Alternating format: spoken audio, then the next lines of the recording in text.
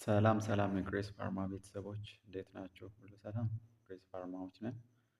ቻናላችን አዲስ የሆናችሁ ቤተሰቦች ቻናሉን ሰብስክራይብ በማድረግ እንዲሁም ቪዲዮ ላይክ በማድረግ እንድትጀምሩ እናሳስባለን። ግሬስ ፋርማዎች የተለያዩ የሲኦሲ ኤግዛም ፕሪፓሬሽን የሚጠቅሙ እንዲሁም ለኤግዚት ኤግዛም ፕሪፓሬሽን የሚጠቅሙ የተለያዩ ጥያቄዎችን በቀላሉ የምታገኙ እንዲሁም እናንተ ኤግዛም እንድትዘጋጁ የሚያደርግ እና ያው ሳፖርት የሚያደርግ ቻናል ነው። ሶ የቻናላችን ቤተሰብ በመሆን እንደዚህ አይነት ነገሮችን አክሰስ ማድረግ ትችላላችሁ። እንዲሁም ደግሞ ፒውር ላይሰንስድ እንዲሁም ደግሞ ኤግዚት ኤግዛም ፒውር የሆኑ ጥያቄዎችን ከነማብራሪያው ታገኙበታላችሁ። እንዲሁም ደግሞ የተለያዩ ቶፒኮች ላይ አጫጭር ቲቶሪያሎችን ከቻናላችን አክሰስ ማድረግ ትችላላችሁ። ይህንንም ደግሞ በቀላሉ ለማግኘት ረዳችሁ ዘንድ የደወል ምልክቱን በመጫን ቤተሰብ እንድትሆኑ እናሳስባለን። ቀጥታ ወደ ዛሬው ቲቶሪያል እንገባለን። ባለፈው የ2012 ፒውር ላይሰንስድ ጥያቄ ለማየት ሞክረናል። ባለፈው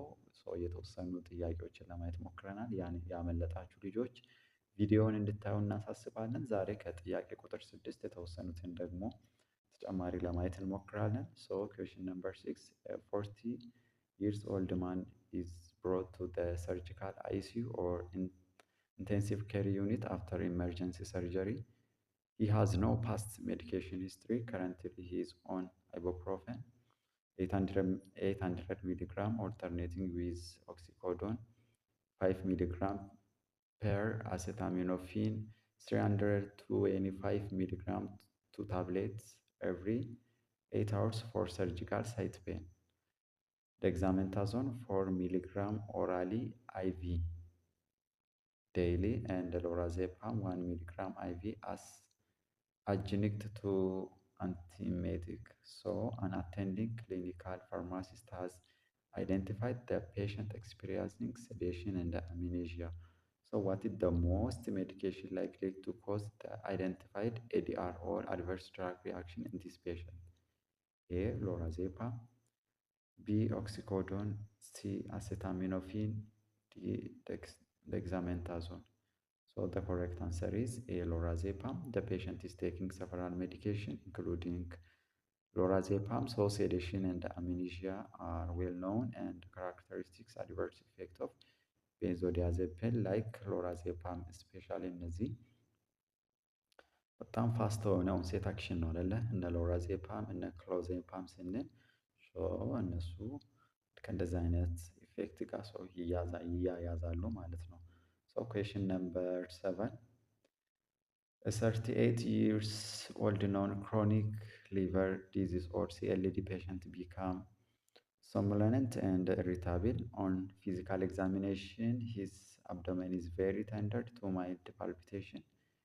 Vital sign BP 63 per 50 millimeter mercury, pulse rate 120 beats per minute, temperature about 38.8 degrees centigrade, respiration rate I think 18 breaths per minute. It's normal range.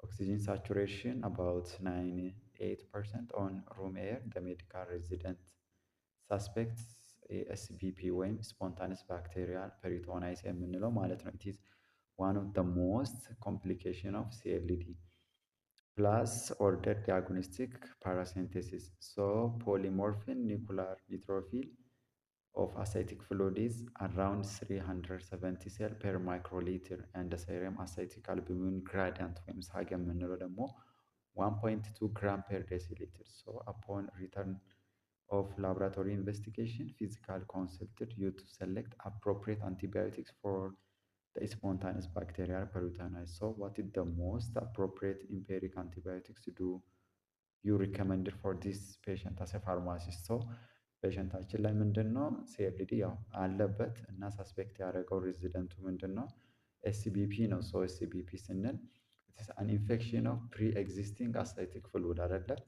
ስለዚህ ለስፖንታነስ ባክቴሪያል ፔሪቶናይተስ አሲምፔሪክ ትሪትመንት ምን ሪከመንድድ እናደርጋለን ነው? ኤ አምፒሲሊን 1 ግራም አይቪ 4 ታይምስ ዴይሊ፣ ቢ ሴፎታክሲን 1 ግራም አይቪ ዴይሊ፣ ሲ ሜትሮንዳዞል 1 ግራም አይቪ 3 ታይምስ ዴይሊ፣ ዲ ክሎክሳሲሊን 500 ሚሊግራም 4 ታይምስ ዴይሊ። ስለዚህ ይታወቃል እነዚህ እነ ኢኮላይ ኮመን ተጠያቂዎች እነ ከድቢሲላ ናቸው አይደለ? ስለዚህ ግራም ኔጌቲቭ ከቨሬጅ ያለውን ድራግ ፕሪፌብል እናደርጋለን ላይክ ሰርድ ጀኔሬሽን ሰፋሮስፖሪን ድራግ ኦፍ ቾይስ ይሆናል ማለት ነው። ወይም ደግሞ ያው እነ ሰፎታክሲምንም ኮንሲደርድ እናደርጋለን ከሰከንድ ጀኔሬሽን ሰፋሎስፖሪን ማለት ነው። ሶ ኮሬክት አንሰር ኢዝ ሰፎታክሲም 1 ግራም አይቪ ዴይሊ ወይም እሱ ባይኖረን ደግሞ ሴፍትራክዘንም አሲምፔሪክ ትሪትመንት ፍሮም ሰርድ ጀኔሬሽን ሴፋሎስፖሪን ኮንሲደርድ እናደርጋለን። ኤክስፕላኔሽን the patient has spontaneous bacterial peritonitis which is diagnosed with ascitic fluid. Polymorphinuclear count is greater than or equal to 250 cell per microliter. The standard empiric treatment for SCPP is third generation cephalosporin such as cefotaxime due to excellent activity against the most common causative ኤጀንቶችን ሻው እነዚህ ሰርድ ጀነሬሽን ሴፋሎስፖሪኖች ከቨሬጃቸው በጣም ግራም ኔጌቲቭ ላይ ያው ሀይ ናቸው። እሱን እንጠቀማለን። እንግዲህ እነዚህ ሴፋሎስፖሪን የምንላቸው ከፈርስት ጀነሬሽን ወደ ፊፍዝ ጀነሬሽን ከላይ ወደ ታች ሰው በምንመጣበት ጊዜ ግራም ፖዚቲቪቲ አክቲቪቲ እየቀነሰ ግራም ኔጌቲቪቲ አክቲቪቲያቸው ይጨምራል። እንዲሁም ደግሞ እነዚህ ፈርስት ጀነሬሽኖችን ስፔሻሊ እነ ሴፋሌክሲን በምናይበት ጊዜ እነ ሴፋዞሊን በምናይበት ጊዜ ግራም ፖዚቲቭ ከቨሬጃቸው በጣም ሀይ ነው። ነገር ግን ግራም ኔጌቲቭ ከቨሬጃቸው ደግሞ ሎው እንደሆነ ያው በዚህ ቤዚክ ነገሩን እንድታውቁ ለማስታወስ ኃይል ነው። ሶ ኩዌሽን ነምበር 8 62 years old obese man with PUD or peptic ulcer disease and type 1 DM come for her monthly refill አይደለ? He reports nausea and vomiting of 2 episodes since last visit. He has no other comorbidities. His current medication are metformin BID, pantoprazole 20 milligram BID, atorvastatin 20 milligram daily at night. So the senior physician requests your recommendation to add drug for cardiovascular risk prevention. So what is the most appropriate drug you recommend for this patient? So 62 ዓመታው ነው ፔሸንታችን ኦቤስ ነው ፕላስ ፒዩዲ እንዲሁም ታይፕ 1 ዲኤም ፔሸንት አለበት። ሶ ፎር መንዝሊ ሪፊል ነው የመጣው እና ያው ናውዣ እና ቮሚቲንግ ኮምፕሌን ያቀረበበት ምናምን ነገር እና አዘር ሶ ኮሞርቢድ ኮንዲሽን የለውም። ሶ ሜዲኬሽን በምናይበት ጊዜ ሜትፎርሚን ቢአይዲ፣ ፓንቶፕራዞል ሶ 20 ሚሊግራም ቢአይዲ ኤንድ አትሮቫስታቲን 20 ሚሊግራም ፒኦዴይሊ። ስለዚህ በሲኒየር ፊዚሻን ደግሞ ምንድነው ሪከመንድ ያደረገው ሶ ካርዲዮቫስኩላር ሪስክ ፕሪቨንቴሽን ከመቀነስ አንጻር ሶ የሆነ መድኃኒት አድ ማድረግ ፈለገ። ስለዚህ አስ ፋርማሲስት ዋት ኢዝ ዘ ሞስት አፕሮፕሪየት ድራግ ዩ ሪከመንድ ፎር ዲስ ፔሸንት? ኤ አስፕሪን፣ ቢ ክሎፒዶግሮል፣ ሶ ቢ ዋርፋሪን፣ ሶ ዲ ሄፓሪን። ሶ ከዚህ በፊትም እንደምንላቸው ሶ አብዛኛው ጥያቄዎችን በምንመለከትበት ጊዜ በዋናነት ጥያቄውን አንብበን ከተረዳን በኋላ ሁለት ከአራቱ ምርጫ ውስጥ ሁለት ፈጽሞ የማይሆኑ አሉ። ሁለቱን እናወጣለን። ስለዚህ ወደ ሁለት ምርጫችንን አጥብበናል ማለት ነው። ስለዚህ ካጠበብን በኋላ ደግሞ ሞር ጥያቄውን እንደገና አንደርስታንድ ካደረግን በኋላ ቅድሚያ መስጠት መስጠት እንዳለብን ከዚህ በፊት አውርተናል። ሰው እናንተም እንደዚህ አይነት ቴክኒክ እንድትጠቀሙ ሪከመንድድ እናደርጋለን። ስለዚህ አሁን ከዚህ ውስጥ በፍጹም የሚያዩኑት አንቲኮአጉላንቶችን ከዚህ እናውጣለን አይደለ? ዋርፋሪን እና ሄፓሪን አሁን መልስ ሊሆን አይችልም። ስለዚህ መልሳችን ወይ አስፕሪን ነው ወይ ክሎፒዶግሮል ነው ማለት ነው። ሶ the correct answer is aspirin. Why ስንል the patient has type 2 diabetes mellitus which is a significant risk for cardiovascular disease. So low dose of aspirin is recommended for primary prevention of cardiovascular events in many diabetic patients with increased ካርዲዮቫስኩላር ሪስክ። ስለዚህ ሎው ዶዝ ኦፍ አስፕሪን ሪከመንድድ ነው ማለት ነው። ሶ ዘ ኮሬክት አንሰር ኢዝ ኤ ይሆናል ማለት ነው። ሶ ጥያቄ ቁጥር 9 ደርሰናል። ሶ 2 years old child is admitted to hematology clinic with a clinical sign of ecchymosis, hematosclerosis, joint pain, swelling and crythemia. So on laboratory was found TB between pharmaceutical investigation the factor 8 level.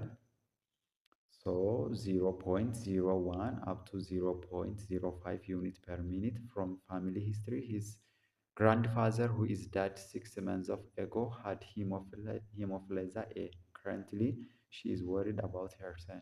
So a hematologist diagnosed the child with hemophilia A and approach you to select appropriate first line treatment for this child.